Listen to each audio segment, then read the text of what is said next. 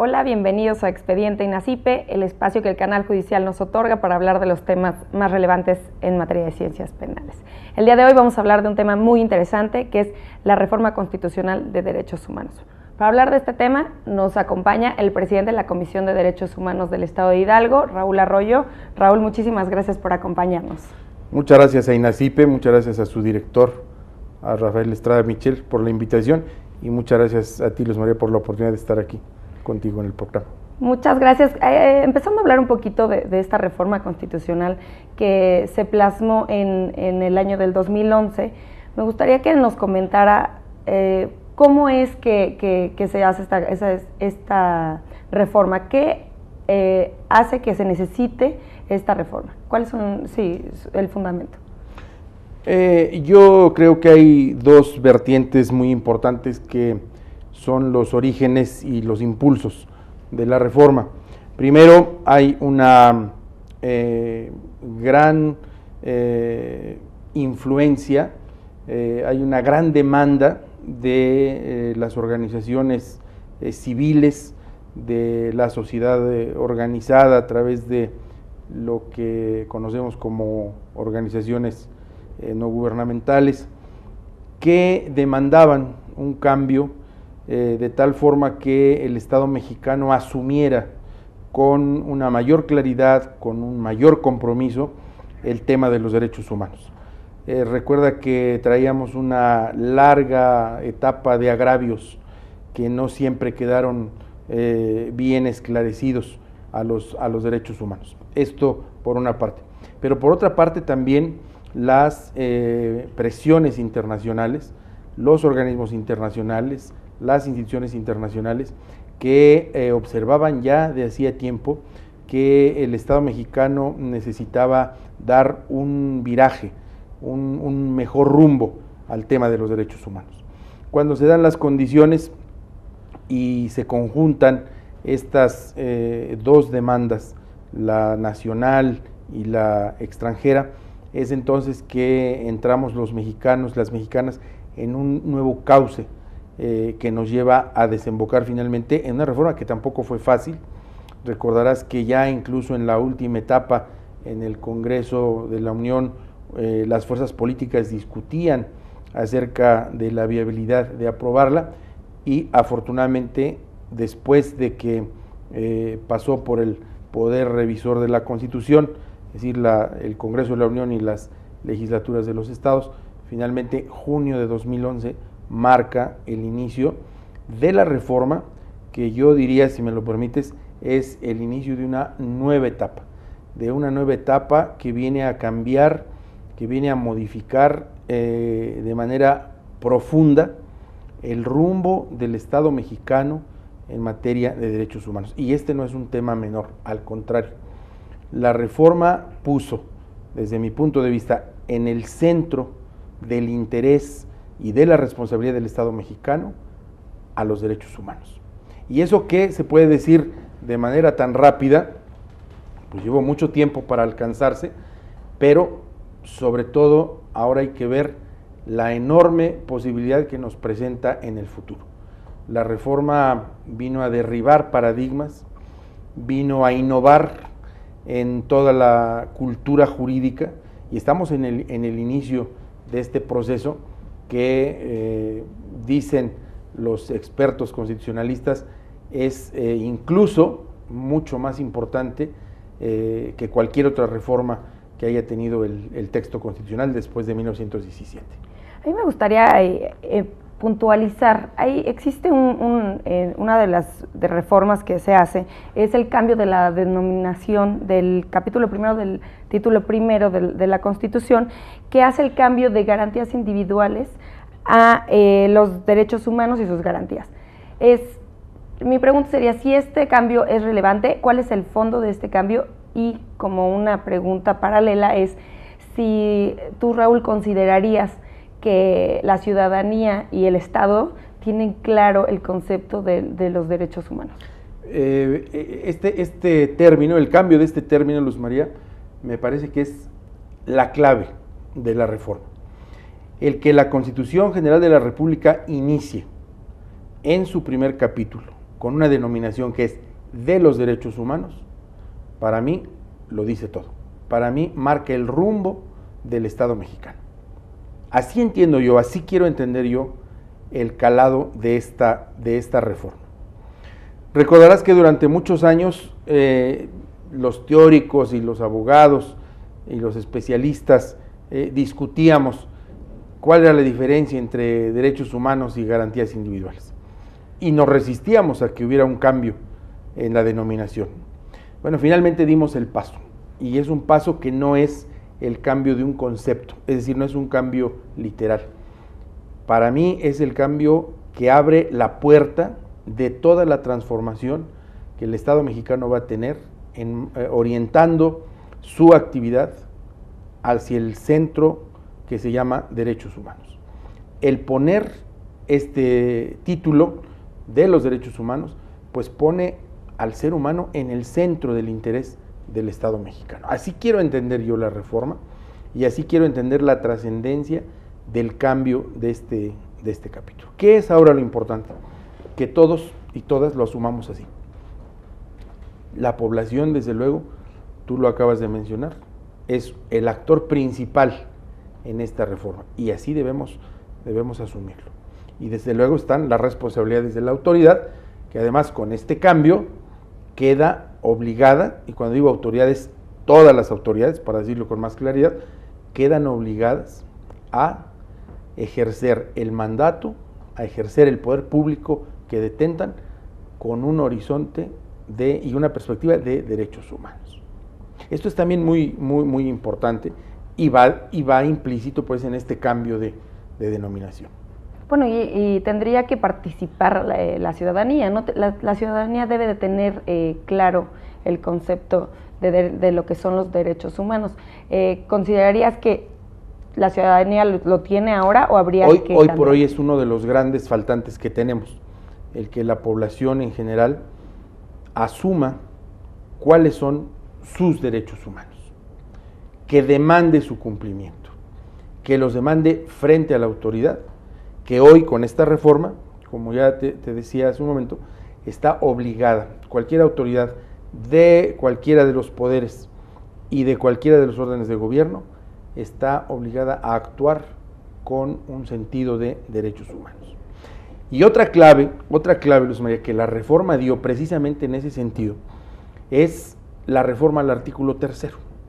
El artículo 3 obliga desde junio de 2011 a que la educación pública, es decir, la educación que imparte el Estado, y cuando decimos la educación, no hay diferenciación de niveles, ni de materias, ni de temas, es toda la educación que imparte el Estado mexicano, desde el preescolar y hasta el posgrado, debe privilegiar la enseñanza de los derechos humanos. ¿Por qué digo que es una clave? Porque si nosotros en este país empezamos a inculcar el tema de los derechos humanos, el valor de los derechos humanos, la importancia del respeto a los derechos humanos, desde que un niño va al preescolar, vamos a producir generaciones de hombres y de mujeres que crezcan, se conduzcan, actúen, vivan, convivan con una perspectiva de derechos humanos. Y eso, Luz María, nos debe llevar a generar una sociedad en donde no tengamos problemas, por ejemplo, de discriminación, en donde no tengamos problemas de maltrato al ambiente, en donde no tengamos problemas de violación desde la autoridad.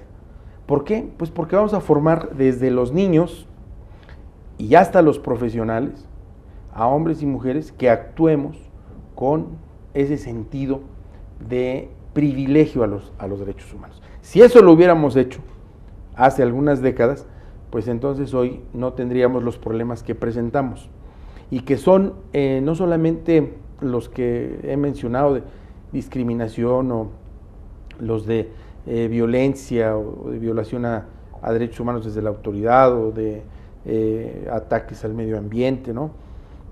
Son los temas que implican el desarrollo de la vida cotidiana. Yo siempre pongo como ejemplo este que te voy a decir. Si en las escuelas de arquitectura, por ejemplo, se enseñara a los arquitectos su profesión con una perspectiva de derechos humanos, pues entonces no tendríamos esos edificios que impiden el acceso, por ejemplo, a las personas con discapacidad.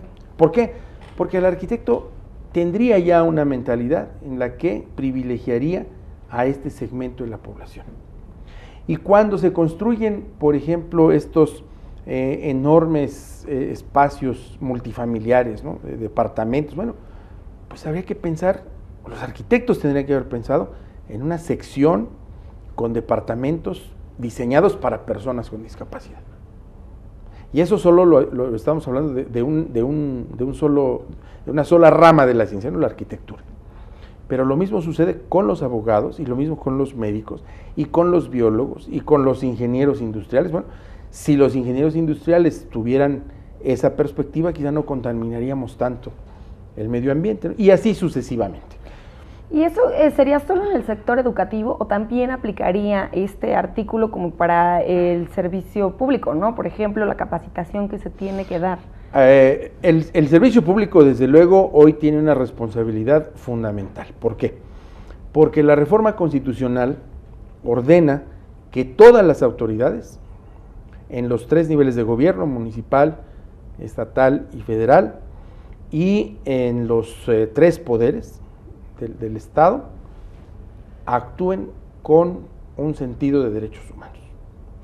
Y eso implica también un cambio de paradigmas, una transformación en el ejercicio del servicio público, porque hoy las y los servidores públicos tienen que actuar con esos límites bien establecidos. Pero algo más importante, Luz María, hoy las servidoras y los servidores públicos tienen por un mandato constitucional que actuar responsablemente como promotores también de los derechos humanos. Y esto va a acabar con un vicio que tenemos de hace cuando menos 2 décadas, desde el momento en que el tema de derechos humanos se inscribió en la agenda nacional, y cuando nos quedó la idea de que todos los temas de derechos humanos, todos los asuntos de derechos humanos, le correspondían al ombudsman, es decir, al sistema no jurisdiccional de protección de derechos humanos, y que nadie más se hacía cargo de eso. Pero esta cultura, afortunadamente, está ya en vías de superarse, pero hoy con la reforma constitucional tenemos otra clave precisamente para que desde el servicio público, desde las administraciones públicas, se trabaje con una perspectiva de derechos humanos. Porque el defensor defiende, pero el defensor no construye hospitales para hacer efectivo el derecho a la salud. El ombudsman no construye escuelas para hacer efectivo el derecho a la educación. El ombudsman, el defensor de derechos humanos, no lleva agua a las comunidades porque no es el alcalde. El ombudsman no emite leyes para evitar la discriminación porque no es legislador. Entonces, este nuevo paradigma va a llevarnos también a esa cultura desde el servicio público. Y hoy no hay vuelta de hoja. La obligación es clara. Desde el ciudadano presidente de la República, las cámaras del Congreso, los poderes legislativos de los estados, los poderes judiciales de las entidades federativas y el federal, en fin, nadie queda exento porque el mandato es muy claro en la Constitución. Raúl, tenemos que hacer una pausa, pero ahora volvemos con el mismo tema. Al auditorio, por favor, continúen con nosotros, estamos en Expediente INACIPE.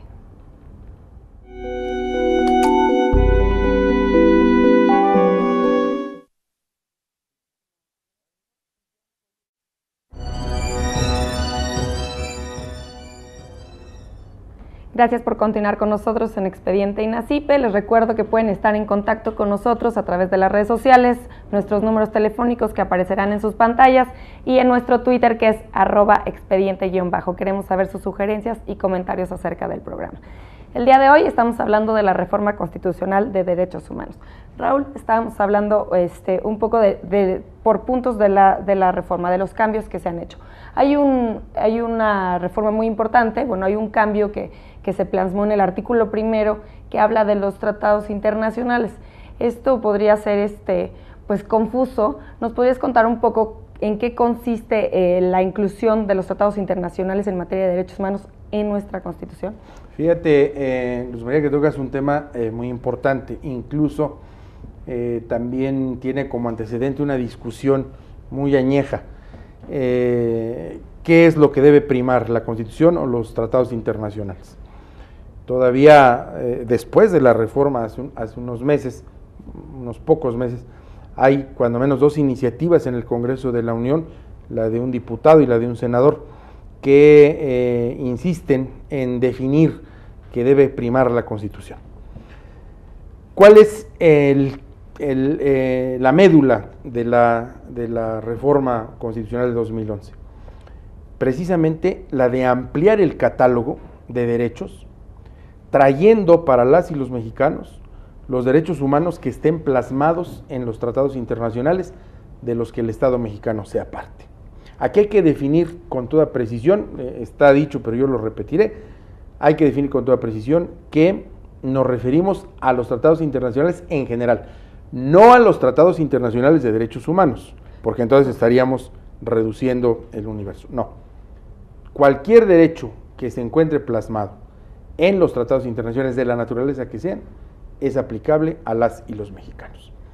Bueno, este es un avance de una profundidad muy importante que viene a cambiar también paradigmas como estos. ¿Qué prima, la Constitución o los tratados? Pues va a primar la Constitución cuando sea mejor el derecho que otorga que el de los tratados. Y viceversa. Aplicaremos el derecho de los tratados cuando sea más benéfico para la persona. Esto es fundamental porque nos obliga, Luz María, a una nueva concepción de lo que son los derechos de las y de los mexicanos. Y nos está poniendo a los habitantes de nuestro país como ciudadanos del mundo. Y esto no es sencillo de asimilar porque tenemos una enorme carga histórica de identidad, una carga de tradición jurídica muy larga que no veía desde este ángulo. Pues hoy ese es el mirador con el que debemos ver a los derechos humanos. Si hay un derecho humano que venga de donde venga y el Estado mexicano forma parte del tratado que lo incluya, se debe aplicar. Siempre a favor de la persona. Esto lo vuelve como, a mi parecer, mucho más complejo, ¿no? Todos los ciudadanos, también los servidores públicos, tendrían que tener conocimiento de los tratados internacionales. No sé si estoy en lo correcto. No, estás en lo correcto, pero yo te lo pongo de manera más contundente. Es decir, tú me dices, tendrían. Siento la frase un tanto optativa, ¿no? Hoy es una obligación. ¿Por qué? El ejemplo más nítido, el Poder Judicial. Si llega un justiciable y demanda la aplicación de un tratado, el juzgador, la juzgadora, lo tienen que conocer. En materia electoral, en materia civil, en materia penal, en cualquier materia. Entonces, efectivamente, ahí hay una nueva responsabilidad de los servidores y de las servidoras públicas, conocer los tratados internacionales. ¿Por qué? Porque hoy la actuación desde el ejercicio del poder público puede implicar una violación a un derecho que esté en el tratado tal. Y por el contrario, por ejemplo, en materia legislativa, pues las y los legisladores pueden traer a las normas que van a procesar y que van a aprobar, las normas aplicables en los tratados internacionales. Entonces, es una obligación. Hoy, por eso, el conocimiento de las y de los servidores públicos tiene que ser mucho más amplio. Y a todo el catálogo que ya estamos obligados a conocer, pues tenemos que sumar los tratados internacionales. Y en ese sentido, yo he observado que tanto el Poder Ejecutivo de la Federación, a través de instancias como la Secretaría de Relaciones Exteriores o la Secretaría de Gobernación, que tiene todo un área destinada al análisis y la compilación legislativa, están ahí ya poniendo al día todo nuestro aparato de tratados internacionales. Y el Poder Judicial, desde luego, el Poder Judicial que, pues por la propia naturaleza de su función, ha tenido que incurrir muy rápidamente, incursionar, mejor dicho, muy rápidamente en el tema. Porque ahora ahí está la facultad de los jueces y de las juezas de desaplicar las normas que consideren violatorias de derechos humanos. Que bueno, ya me estoy yendo al control de la constitucionalidad, pero es decir, ¿qué quiero decir con esto, Luz María? Que la reforma constitucional tiene, como tú bien lo has anunciado al principio, una serie de aristas que finalmente en su conjunto lo que vienen a hacer es a fortalecer la aplicación de los derechos humanos en nuestro país. En este momento me estabas comentando algunas de las obligaciones que tendrían ciertos servidores para con la reforma constitucional. Quisiera que nos comentaras un poco qué papel juegan las comisiones de derechos humanos estatales, cuáles son sus obligaciones para con esta reforma. Déjame plantearte dos cosas. La primera, la reforma, como dije hace un momento, deja bien claro que los defensores, los organismos defensores serán eso, organismos defensores y organismos promotores de los derechos humanos. Si lo ves así, no es que reduzca la reforma nuestras facultades, pero sí las precisa desde el momento en que a toda la autoridad le deja la responsabilidad de cumplir con los derechos humanos. Pero la reforma también trajo una parte dirigida específicamente al sistema de protección no jurisdiccional de derechos humanos, es decir, a las comisiones y procuradurías de defensa de derechos humanos, y que fue en el sentido de reforzar su autonomía, cosa que es muy importante. Un defensor, una defensora institucional de derechos humanos de un organismo público que no tenga autonomía, pues va a ser muy poco efectivo. Y la reforma se preocupó en ello y por eso también propició que existan esos mecanismos para que se genere esa autonomía. Bueno, ahora, ¿cuál es la responsabilidad de este sistema no jurisdiccional? ¿Podría ser un espacio en esto? Me gustaría que nos comentara, las comisiones de derechos humanos locales velan por los derechos humanos, del cuidado de los derechos humanos de las personas, cuando haya sido el que haya vulnerado sus derechos humanos el Estado. Sí, claro. Solamente. Sí, porque hay una delimitación de jurisdicción. Entonces, cada entidad federativa tiene su propia comisión o su procuraduría de derechos humanos. Entonces, lo que suceda en el territorio de su demarcación es lo que debe defender, lo que debe atender esa comisión. Pero el sistema Ombudsman mexicano lo formamos las 32 comisiones de las entidades federativas, pero también la Comisión Nacional, que atiende las demandas en materia federal, es decir, las posibles violaciones que vengan del ámbito federal. Pero si lo vemos como un todo, Luz María, entonces la cobertura es de todo el territorio, la cobertura es para el ámbito federal y para los ámbitos estatal y municipales, y esto es lo que hoy también debemos ver con otra óptica. Y debemos verlo con otra óptica porque implica que tiene que haber una mayor comunicación, una mejor coordinación, una homogeneidad en criterios, desde luego respetando la diversidad de cada entidad federativa, Pero finalmente la defensa de los derechos humanos no tiene fronteras, ¿no? Si las hemos derribado en el ámbito internacional, pues con mayor razón tenemos que verlas en el ámbito nacional. Pues el papel entonces, como tú me preguntas, es de la mayor relevancia, porque desde las comisiones de derechos humanos, desde las procuradurías de defensa de derechos humanos, hoy estamos obligados a impulsar esta nueva cultura que trae consigo la reforma constitucional. ¿En dónde lo tenemos que hacer? Pues en nuestros espacios de responsabilidad y si me permites, yo te diré que en el estado de Hidalgo lo hemos tratado de hacer, estamos tratando de hacerlo desde el piso básico, que es el municipio. Ahí donde el ciudadano y el individuo tiene el primer contacto con la autoridad. Pues desde ahí tenemos que empezar a trabajar con los delegados municipales, con el ayuntamiento, con los funcionarios del ayuntamiento, con los alcaldes y las alcaldesas, en fin, porque ahí es donde tiene que empezar a permear esta cultura. Después, subirla al ámbito estatal, en donde, desde mi punto de vista, se había quedado. No habíamos bajado hasta ese primer nivel de gobierno y, desde luego, pues, hasta el nivel federal. De tal suerte que yo veo y pienso y quiero, deseo que la reforma constitucional sea ese motor que mueva todas las piezas del engranaje constitucional en los municipios, en los estados y desde luego en la federación. Y hay señales, hay buenas señales ya en ese sentido. ¿Nos podría así contar un poco más a profundidad qué acciones específicas está realizando la Comisión del Estado de Hidalgo con los municipios? O sea, ¿qué acciones, qué actividades se están haciendo para permear, para lograr? Te platico una que en Hidalgo ha sido fundamental.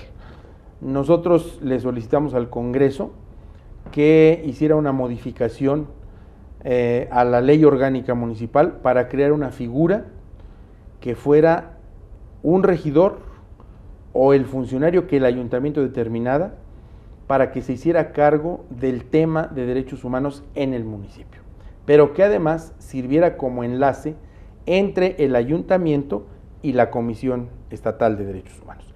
De tal suerte que entonces ya tenemos ese vínculo entre los 84 municipios y la comisión. ¿Qué nos permite eso?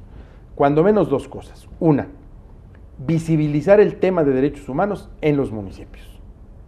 Nuestra geografía es complicada, como la de muchos estados, y la comunicación no es en muchas regiones fácil, pero si tenemos estos enlaces, pues ya tenemos la certeza de que el tema va a llegar a esas comunidades, por más alejadas que estén.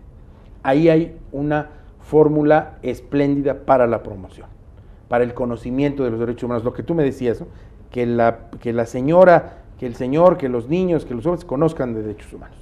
Y segundo, que tenemos una mejor comunicación para saber en dónde hay violaciones a derechos humanos, en dónde tenemos que ir con mayor precisión a tocar determinado tema. Entonces, ese para nosotros ha sido un avance muy, muy importante y esto es el inicio de lo que deberemos hacer en el futuro a partir de los municipios.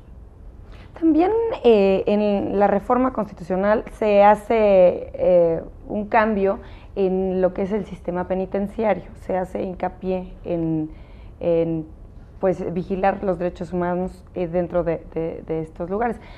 ¿Cómo impacta en el sistema penitenciario esta reforma y en este caso a nivel local? Estoy seguro de que muchos de los telespectadores que ahora nos ven conocen y saben que el sistema penitenciario es uno de los grandes problemas que tiene nuestro país, en muchos sentidos. La falta de recursos ha propiciado hacinamiento, el que los centros de reclusión tengan una población muy superior numéricamente a la que pueden alojar y con todos los problemas que esto causa, ¿no? Yo no voy a abundar en el tema, pero tú que estás en este ambiente de las ciencias penales sabes, ¿no? y has escuchado muchas veces que lo que menos sucede en los centros de reclusión es la reinserción social. la posibilidad de la reinserción social. Bueno, con esta reforma constitucional queda perfectamente establecido que el sistema penitenciario debe conducirse con absoluto respeto a los derechos humanos. ¿Qué implica esto, Luz María? Pues implica que tiene que haber también un cambio en la estructuración del sistema penitenciario, un cambio en sus formas de dirección y sobre todo una nueva concepción de lo que debe pasar ahí adentro. Este es un tema muy delicado porque también hemos escuchado que para muchos sectores de la población los derechos humanos no tendrían por qué verse reflejados en los centros de reclusión, ¿no? Bueno, afortunadamente creo que esto ya ha quedado muy superado. Sin embargo, también debemos insistir en que la dignidad de las personas no se diferencia porque gocen de libertad o porque estén recluidas por la comisión de un delito, por estar sentenciados o por estar sujetos a un proceso penal.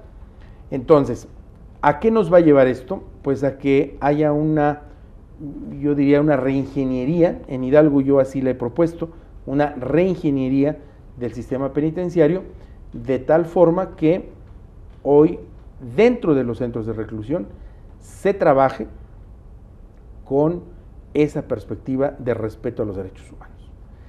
Esto no quiere decir, y lo digo expresamente para quien en el auditorio lo cuestione, pues que no se trata de construir hoteles de lujo, pero sí se trata de que todas las personas que están ahí recluidas tengan los mínimos de dignidad que implica el respeto a los derechos humanos.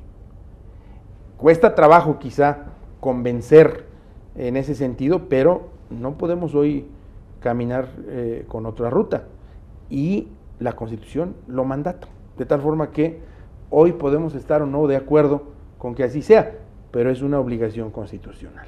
¿Y qué veo yo de conveniencia en esto? Que puede ser el impulso, puede ser el motor que renueve esta zona de conflicto que son los centros de reclusión. ¿Y quién sería el encargado de vigilar que esto se esté cumpliendo? Tocas aquí un tema muy interesante. Hasta antes de la reforma en materia penal, que también está hoy caminando, tú lo sabes bien, pues era solamente el Ejecutivo, el Poder Ejecutivo quien se encargaba del establecimiento y de la administración de los centros de reclusión. Hoy también por la reforma penal, hoy también hay una responsabilidad de la autoridad jurisdiccional. Y esto también implica otro cambio en nuestras costumbres jurídicas, en nuestra práctica jurídica en materia de reclusión. Yo quisiera saber, la Comisión Estatal de Derechos Humanos, ¿con quién trabaja? O sea, sí me quedó claro que es autónoma, pero ¿con qué otras instituciones trabaja para poder llevar a cabo su labor? Te puedo hablar en el caso concreto de la Comisión de Hidalgo, donde hemos establecido un proyecto de vinculación con todas las instancias locales, esto es las municipales y las estatales, también con las nacionales y también con las internacionales, con aquellas que podamos establecer colaboración en cualquier sentido que propicie una mayor cobertura y un mayor respeto a los derechos humanos. Por ejemplo, trabajamos con los ayuntamientos, ¿cómo? En la promoción y en la capacitación de las y los funcionarios de los ayuntamientos. Trabajamos con las instituciones del Estado, no solamente las gubernamentales, también las autónomas, el Instituto de Acceso a la Información o el Instituto Estatal Electoral, impulsando proyectos conjuntos de respeto a los derechos humanos. Y esto es muy, muy interesante. Por ejemplo, en Hidalgo, junto con el Instituto de Acceso a la Información y el Instituto Estatal Electoral y el Consejo Consultivo Ciudadano, este año seremos sede, Hidalgo será sede, lo hemos organizado conjuntamente, del Congreso Nacional de Organismos Públicos Autónomos, que este año se refería precisamente al fortalecimiento de la autonomía de estos órganos con el impulso ciudadano.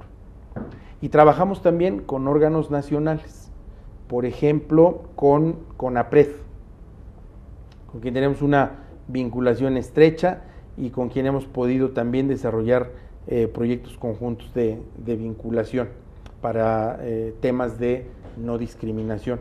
Pero estamos vinculándonos también, por ejemplo, al programa universitario de derechos humanos de la Universidad Nacional Autónoma de México, para vincular también en el aspecto académico. Y tenemos una vinculación, por ejemplo, con la Cátedra UNESCO, y tenemos vinculación con la Academia Mexicana de Derechos Humanos, y desde luego con las comisiones estatales a través de nuestra federación y con la Comisión Nacional, y tenemos también vinculación con los organismos internacionales. Por ejemplo, recibimos e intercambiamos información con Freedom House, intercambiamos información y estamos vinculados con todo el sistema de Naciones Unidas. ONU Mujeres, por ejemplo, nos han apoyado para difundir los derechos de las mujeres, con ACNUR, por ejemplo. Es decir, o sea, nosotros hemos buscado ampliar nuestra cobertura a través de esta vinculación. Y hoy tenemos resultados que son efectivos, son medibles, son cuantificables, para que no solo seamos espectadores, sino que recibamos información y también lo que hacemos sirva para sumarse a estos proyectos internacionales. Raúl, tenemos que ir nuevamente a una pausa, pero volvemos con el tema. Al auditorio, por favor, continúen con nosotros, estamos en Expediente INACIPE.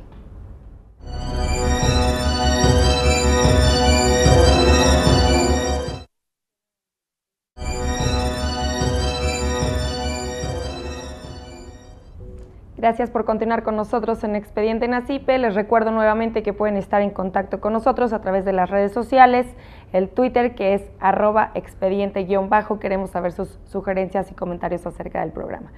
Les recuerdo que el día de hoy estamos hablando de la Reforma Constitucional de Derechos Humanos. Raúl, estábamos hablando de esta reforma y hace un momento hicimos alguna referencia a la reforma penal del 2008. Aquí en este espacio hemos hablado muchas veces de esta reforma y del plazo que se da para cumplirla, que es de 8 años, ¿no? Eso me hace preguntarme si a esta reforma también tiene un plazo para que se empiece a implementar, y en caso de que sí o de que no, ¿cómo sería el proceso de implementación de esta reforma? La reforma de junio de 2011, Luz María, dio un plazo de 1 año para que las legislaturas locales adecuaran sus normas respecto de derechos humanos que hubieran necesidad de reformar de acuerdo con la gran reforma constitucional.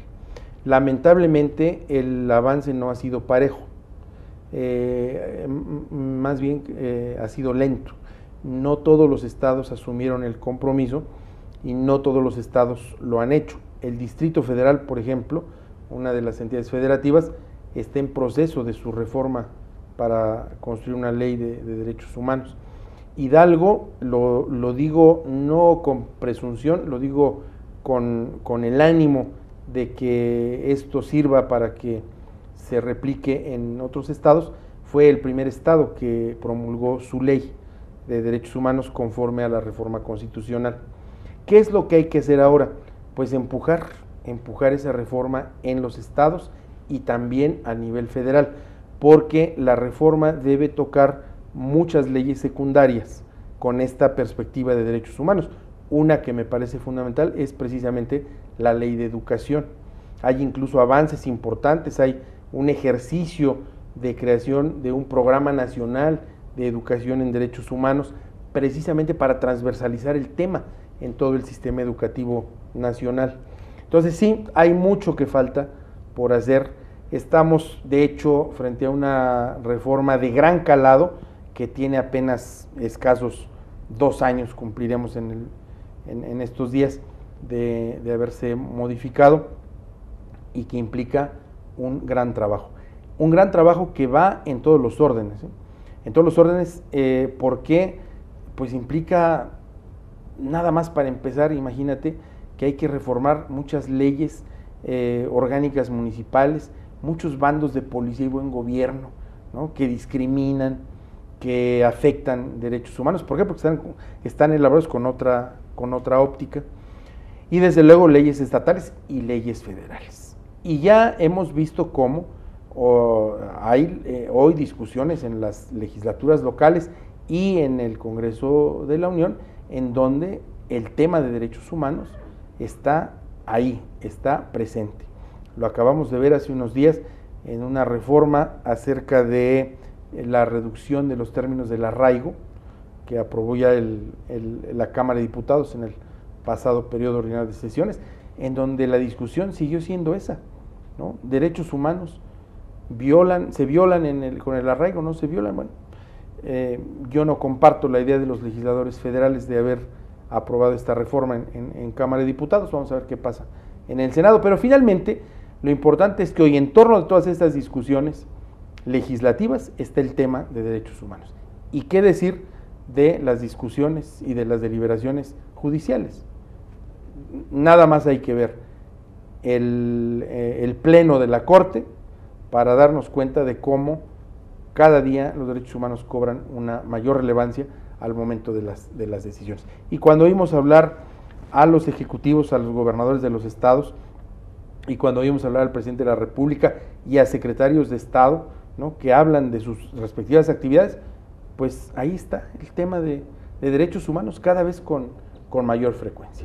Ya, por ejemplo, ya que tocábamos el tema del arraigo, y ahora que se encuentran los derechos humanos en el artículo 1 de la Constitución y los tratados internacionales, hay figuras que no quisiera entrar en polémica, pero como el arraigo o el cateo, tal vez en los tratados internacionales podrías encontrar que no son viables, ¿no? Entonces, ¿qué pasa? O sea, si los estados lo están utilizando, ¿qué pasa? Ustedes como la Comisión Estatal hacen observaciones, ¿cómo funciona? ¿Quién está vigilando esto?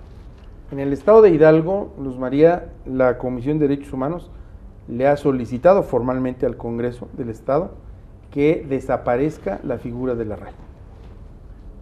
Por dos razones.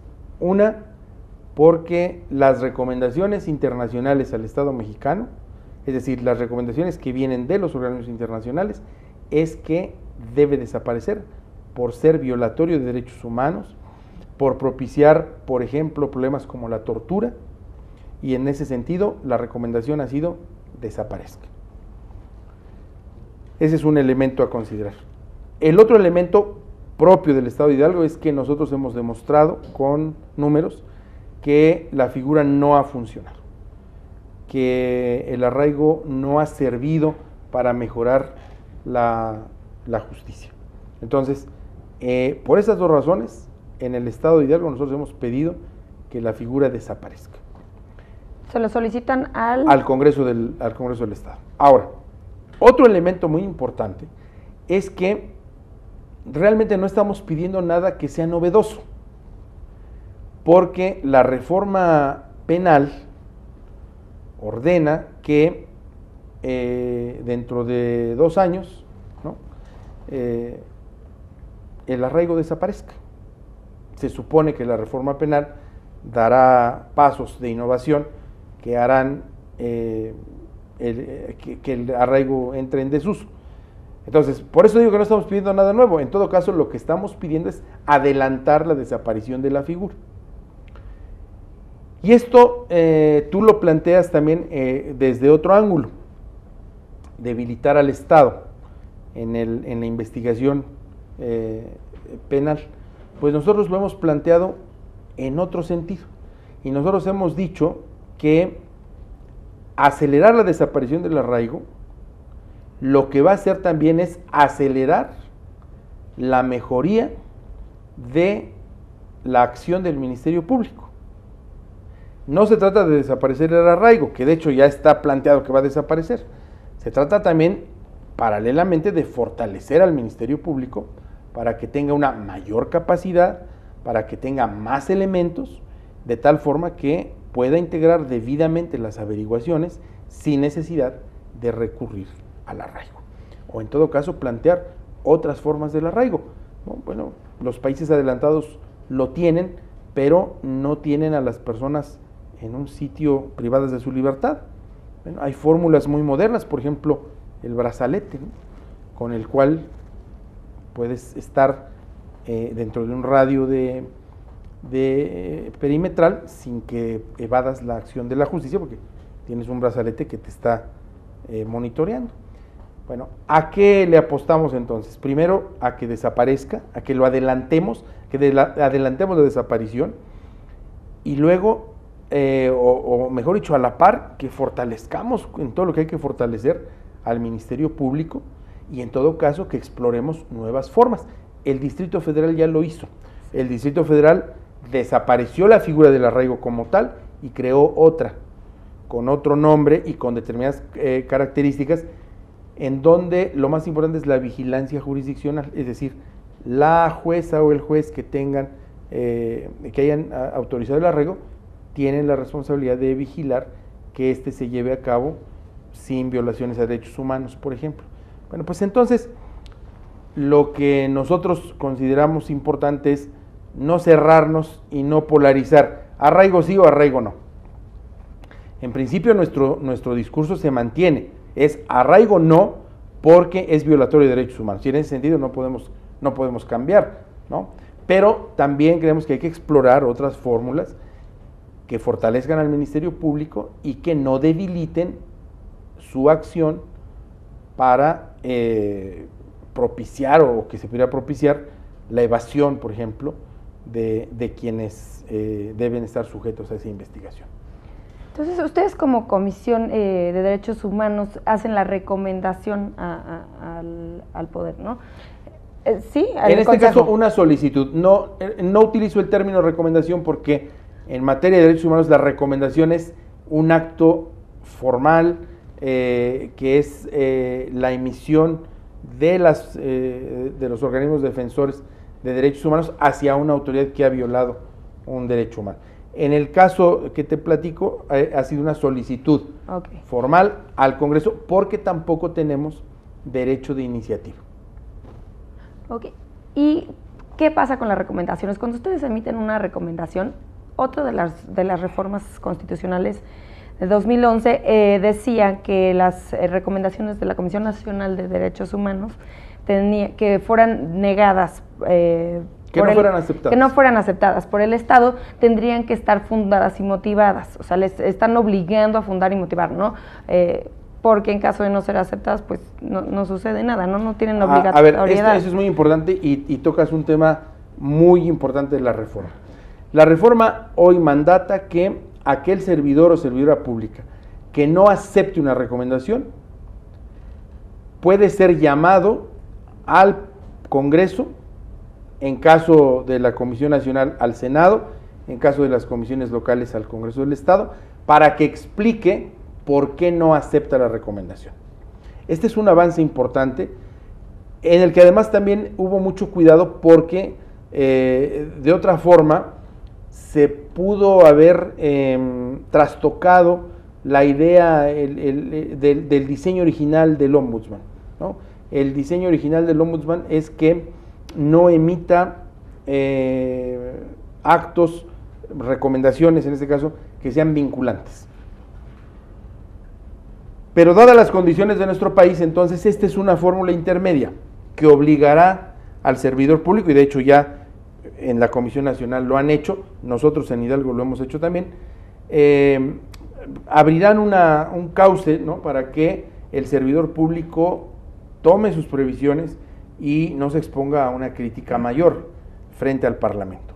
Pero también debo decirte que esto, en otro sentido, implica que el trabajo de los organismos protectores sea de mucho mayor calidad, porque en el momento en que un funcionario o una funcionaria sea llamado al Congreso, pues también puede decir, señores, ¿cómo voy a aceptar esta recomendación si está mal hecha? Sí, se exponen.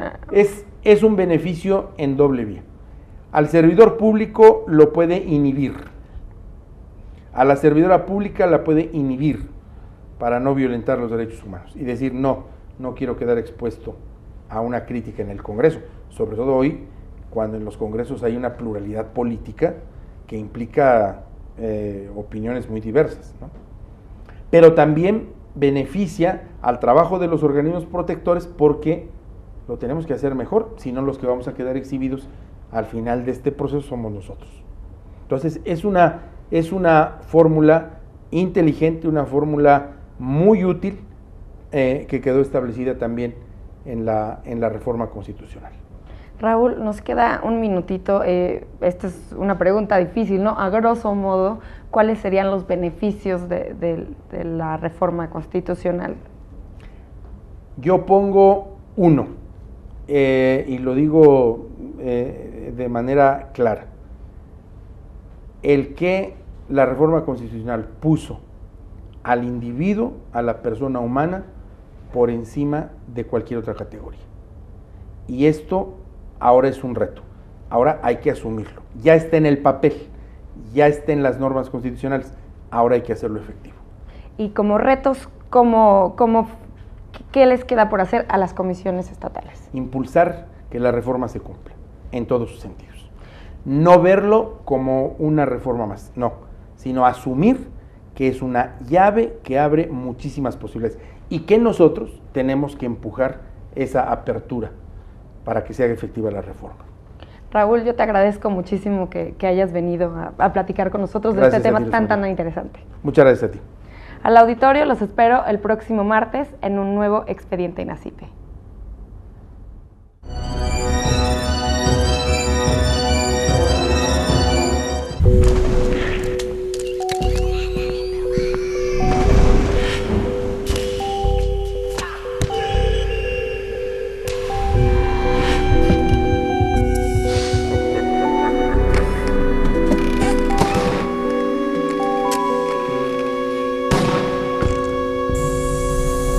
Sí.